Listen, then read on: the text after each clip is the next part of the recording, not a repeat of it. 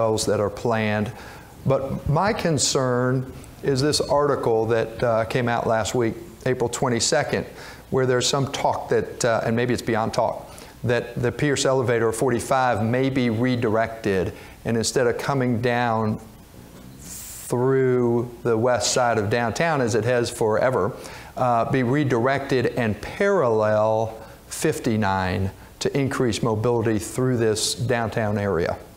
I'd love to hear more about our challenges in the coming years and what impact this might have. I think it's the greatest opportunity I've heard of in years. I couldn't be more enthusiastic about it. Anyone who's been to Clyde Warren Park in Dallas understands what can happen when you can bury a freeway and put a park on top of it, or for that matter in Boston. Look, mobility is always important. Downtown actually will benefit from mobility because we've now got 3 rail lines going there, because we have the park and ride system. So our problem is really not getting people there. It's what we do with the people while they're there. If you listen to everybody today, the way I would wrap this up is, it's all about people. What would you hear everybody talking about? How do we make this a lovelier place for people to be, a more interesting place, a place that people want to come to? And in fact, I would say when you look at my business, everybody wants to know, well, what are the employers going to do? Who is going to move into downtown?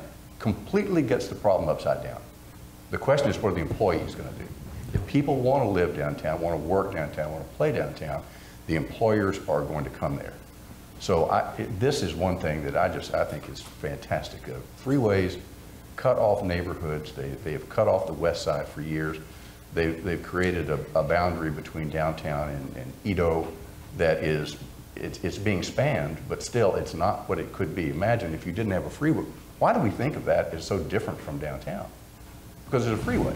Yeah. Well, let's get rid of the freeway and put a park there. That's a great idea. This is fabulous. I cannot believe that TxDOT has come up with this idea. Bless you.